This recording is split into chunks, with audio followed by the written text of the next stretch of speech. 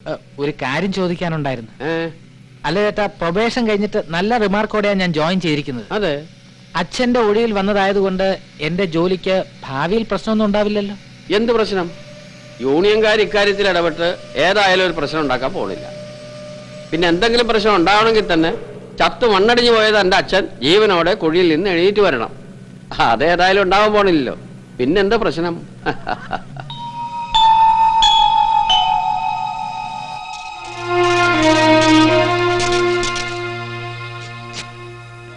ചെറിയ വിളിയാ, 5.25.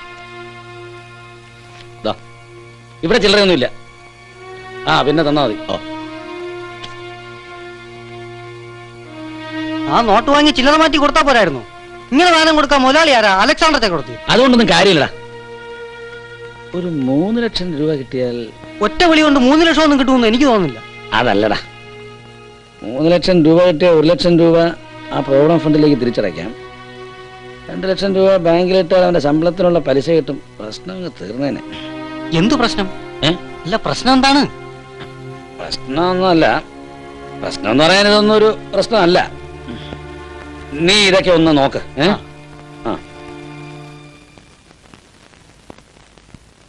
ഇങ്ങേർക്ക് എന്ത് വട്ടായിപ്പോയ? ഇതിലൊന്നും അത്ര വലിയ കാര്യമില്ലെന്നേ. ഞാനിത് എത്ര കണ്ടതാ. ഈ റെസിറ്റ് ബുക്ക് ഉണ്ടല്ലോ, അത് നമ്മൾ കൃത്യമായിട്ട് സൂക്ഷിക്കണം. നമസ്കാരം. ഇരിക്ക. പണക്കയുടെ വരെ ഇവിടേക്ക് വന്ന അമ്മയോട് നേരിട്ട് പറയണമെന്ന് എക്സിക്യൂട്ടീവ് തീരുമാനിച്ചതാ. പുറപ്പെടുമ്പോ 5-8 പേരുണ്ടായിരുന്നു. ചായ ഒടിച്ച് നോക്കിയപ്പോ മറ്റവരൊന്നും കണ്ടില്ല, ഞങ്ങൾ മാത്രമേ ഉള്ളൂ. അമ്മയോടെ കൃഷ്ണക്കുറുപ്പിന്റെ പണക്കയുടെ വലിപ്പം ദിവസം പ്രതി വർദ്ധിച്ചുകൊണ്ടിരിക്കുക. നിങ്ങളുടെ ഭാഗ്യം എന്നല്ലാതെ എന്താ പറയാ. നല്ലൊരു ദിവസം നോക്കി ആ കിഴി ആഘോഷമായിട്ട് അങ്ങോട്ട് ഏൽപ്പിക്കാനാ ഭാവം. ആ കിഴി അങ്ങോട്ട് വാങ്ങിക്കുക. അതോടെ കുറുപ്പ് മരിച്ചതിന്റെ സമസ്ത ദുഃഖങ്ങളും അങ്ങോട്ട് മറക്കുക. ഞങ്ങളുടെ ഒരു അപേക്ഷയാണിത്. സ്നേഹത്തിന് നന്ദിയുണ്ട്, പക്ഷേ എന്റെ ദുഃഖം മാറ്റാൻ ഈ കിഴിയുടെ ആവശ്യമൊന്നുമില്ല. എന്താ ഈ പറയണത്? മരിച്ചവർക്ക് എന്താ പരമാനന്ദ സുഖമല്ലേ? ജീവിച്ചിരിക്കുന്നവർക്കല്ലേ പ്രാരാബ്ധവും ദുഃഖവും. എന്നാ ഒരു കാര്യം പറയാലോ, കൃഷ്ണക്കുറുപ്പ് മരിച്ചപ്പോഴാ കൃഷ്ണക്കുറുപ്പിന്റെ വില അറിയുന്നത്. ജീവിച്ചിരുന്നതിനേക്കാൾ പച്ച പിടിച്ചില്ലേ കുടുംബം. ആന ജീവിച്ചിരുന്നാലും ചെരിഞ്ഞാലും 12,000 ഒരു പഴഞ്ചൊല്ലുണ്ട്. ജീവിച്ചിരുന്നാൽ ലക്ഷക്കണക്കിനാ വില, ചത്താൽ അതിനേക്കാ വില. ആന കൊമ്പിനെന്താ വില, പല്ലിനെന്താ വില, നഖത്തിനെന്താ വില, ആന വാലിന് പോലും എന്താ വില. സത്യം പറഞ്ഞാൽ കുറുപ്പും ഒരു ആനയായിരുന്നു, തുമ്പിക്കൈ ഇല്ലാത്ത ഒരാന. അറിയാലോ, ഞാനും കുറുപ്പും ഈച്ചയും ശർക്കരയും മതിയായിരുന്നു. 2 ഉടലും ഒരു മനസ്സും. കേട്ടിട്ടുണ്ട്. കുറുപ്പ് പറയാറുണ്ടോ? ഇല്ല, എന്നാലും അറിയാം. അമ്മയോടൊരു കാര്യം പറയണം. അല്ല, അത് എന്റെ അടുത്ത് പറഞ്ഞാൽ മതി. വേണ്ട, അത് പറ്റില്ല. അമ്മയോട് തന്നെ പറയണം. കാര്യം പറ ചേട്ടാ. ഞാൻ പറയണ്ടെന്ന് ഉദ്ദേശിച്ചതാ. ഒരാള് മരിച്ചതിനേക്കാൾ വലുതല്ലല്ലോ ഇതൊന്നും. ഇപ്പൊ നിങ്ങളുടെ സ്ഥിതി കുറച്ച് മെച്ചപ്പെട്ടതുകൊണ്ട് ഒന്ന് പറഞ്ഞു കളയാവുന്ന കാര്യം. എന്താ? മുമ്പ് കമ്പനി വെച്ച് കുറുപ്പ് എന്റെ കയ്യിൽ നിന്ന് ഒരു അത്യാവശ്യത്തിന് 5,400 രൂപ കടം മേടിച്ചിരുന്നു. അത് തരാതെയാണ് കുറുപ്പ് പോയത്. ആ കാശ് ഞാൻ ഈ കിഴിയിൽ നിന്ന് എടുക്കും. അച്ഛൻ എന്ത് കടം വാങ്ങിയാലും ആ കാര്യം ഏട്ടനോട് പറയും. കണിശക്കാരനായതുകൊണ്ട് ഏട്ടൻ അതെല്ലാം എഴുതി വെക്കുകയും ചെയ്യും. അങ്ങനെ എഴുതി വെച്ചിട്ടുണ്ടെങ്കിൽ അത് വെട്ടിക്കളയാൻ ഞാൻ ഏട്ടനോട് പറയാം. ഇനി അഥവാ ഏട്ടൻ അത് എഴുതി വെക്കാൻ മറന്നു പോയിട്ടുണ്ടെങ്കിൽ എന്നാലും വെട്ടിക്കളയാൻ പറയാം. അല്ല, അപ്പൊ പിന്നെ ഇത് അക്രമ. ഞാനിത് സമ്മതിക്കില്ല. വെള്ളം ചൂടാക്കണതോ? അല്ലടി, മരിച്ചുപോയ കുറുപ്പിന്റെ പേരും പറഞ്ഞ് ആ കണാരം പിരിവ് തുടങ്ങിയിട്ട് കാലം കുറയായി. ശുദ്ധ തട്ടിപ്പാ. വേണ്ടാന്ന് സരസ്വതി ചേച്ചി ഒരു വാക്ക് പറഞ്ഞാൽ മതി, ആ പണം മുഴുവൻ തൊഴിലാളികൾക്ക് തിരിച്ചു കൊടുക്കേണ്ടി വരും. അതോടെ അവന്റെ സ്കൂളും പൂട്ടും. അത് പൂട്ടിച്ചിട്ട് ഞാനിപ്പോ ഇങ്ങോട്ട് വരാം. വേഗം വരണം, ഞാൻ വെള്ളം പറക്കി വെക്കും.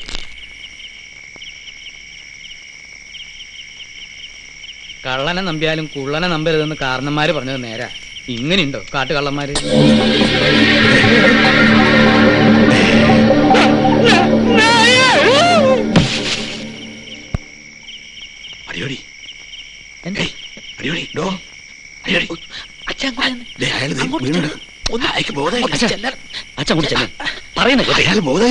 പോവൂ ചേട്ടാ. ചേട്ടാ ചേട്ടാ കേട്ടോ ചേട്ടാ ചേട്ടാ. എന്താ എന്തായി? അയ്യോ എന്റെ ഭഗവതി, ഹാർട്ട് അറ്റാക്ക് ആണല്ലോ. ഹാർട്ട് അറ്റാക്ക് ഒന്നുമല്ല, ഒന്ന് പിടിക്കാൻ. ചേട്ടാ ചേട്ടാ, കണ്ണുറക്കേട്ടാ. നീ പോയിട്ട് വെള്ളം എടുത്തോണ്ട് വാ. ചേട്ടോ കമ്പനിയിൽ വന്നിട്ട് കാപ്പി കൂടെ കുടിക്കാതെ എന്താ? ഞാൻ കണ്ടു എന്തുണ്ടു? കൃഷ്ണക്കുറുപ്പിനെ ഞാൻ കണ്ടു സുധാകര. അതേ രൂപം, അതേ വേഷം. എനിക്ക് പേടിയില്ലാത്തതുകൊണ്ടും എന്നോട് അച്ഛന് സ്നേഹമുള്ളതുകൊണ്ടും ഞാൻ ബോധം കെട്ടു വീണു. എന്തൊക്കെ ചേട്ടാ ഈ പറയുന്നത്? അതൊക്കെ വെറും ഒരു തോന്നലല്ലേ? ഈ 2 കണ്ണുകളും ഞാൻ ജനിച്ച അന്ന് മുതൽ കൊണ്ടു നടക്കുന്നതാ. ഇവരെന്നെ ചതിക്കില്ല. ഞാൻ കണ്ടു, കൃഷ്ണക്കുറുപ്പിന്റെ ആത്മാവിനെ ഞാൻ കണ്ടു. മോനെ സുധാകര, അച്ഛന്റെ ആത്മാവ് ഈ ചുറ്റുവട്ടത്ത് തന്നെയുണ്ട്, എങ്ങും പോയിട്ടില്ല. അത് തീർച്ചയാ. എന്റെ ഭഗവതി. ഇന്ന് അമാവാസി, വിശാഖം നക്ഷത്രം. കുറുപ്പിന്റെ നക്ഷത്ര വിശാഖം. കുറുപ്പ് വരാൻ ഇതിലും നല്ലൊരു സമയം വേറെ ഇല്ല.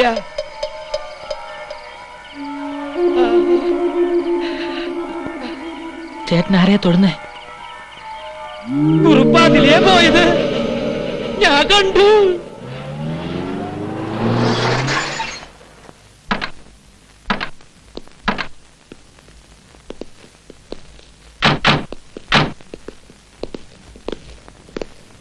കൃഷ്ണക്കുറുപ്പിന്റെ വീടല്ലേ? ആരാ? ഇൻഷുറൻസ് കമ്പനിന്നാ. Good morning sir. I am Vinay Chandran. Hello. Please come.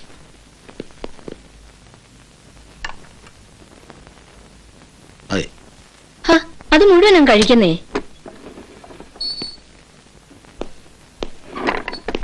ഇൻഷുറൻസുകാർ വന്നിട്ടുണ്ട്. അമ്മയെ കാണണമെന്ന് പറയുന്നു. എനിക്കാരെയും കാണണ്ട. പക്ഷെ അവർക്ക് കാണണം.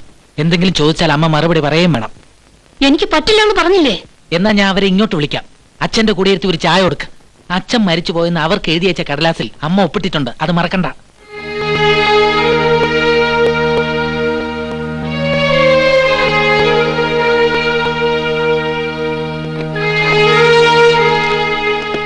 വരൂ അമ്മേ.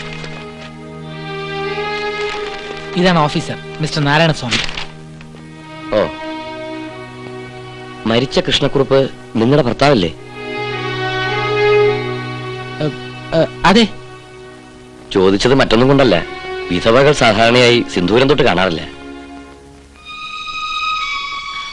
അമ്മ പിന്നെ സിന്ദൂരം എടുത്തു തൊട്ടോ?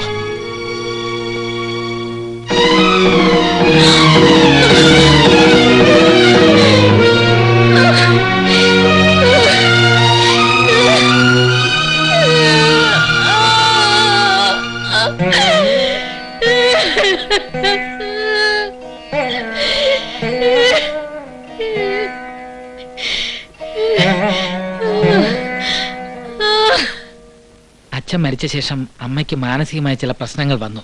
അതിപ്പോ മാറി വരുന്നതേ ഉള്ളൂ. എന്നാ പിന്നെ അത് പറഞ്ഞാ പോരായിരുന്നു. നിങ്ങൾ അതിനത് വായിച്ചത്? അല്ല, സാധാരണയായി അത് പാടില്ലാത്തതാണല്ലോ. ആ, ഇതാ ഈ മാർക്ക് ചെയ്ത സ്ഥലത്തൊക്കെ അമ്മയെ കൊണ്ട് ഒപ്പിടിക്കണം. ശരി സാർ. കരയാതെ, സാരമില്ല. സിന്ദൂരം തൊട്ടാലില്ലെങ്കിൽ നീ സുമംഗലി തന്നെയാ.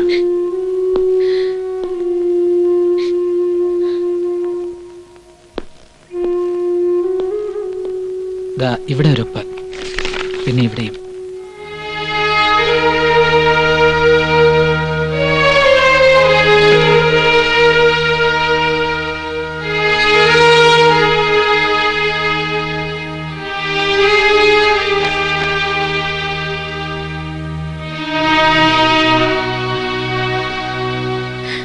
ഒരു അൺയൂഷ്വൽ ഡെത്ത് ആയതുകൊണ്ട് പ്രോസസ്സിംഗ് കഴിഞ്ഞ് പേയ്മെന്റ് വരാൻ 1-2 ആഴ്ച പിടിക്കും. പിന്നെ എല്ലാ മക്കളും ഒപ്പിട്ട ഒരു സ്റ്റേറ്റ്മെന്റ് കൂടി വേണം. ശരി സാർ. ശരി.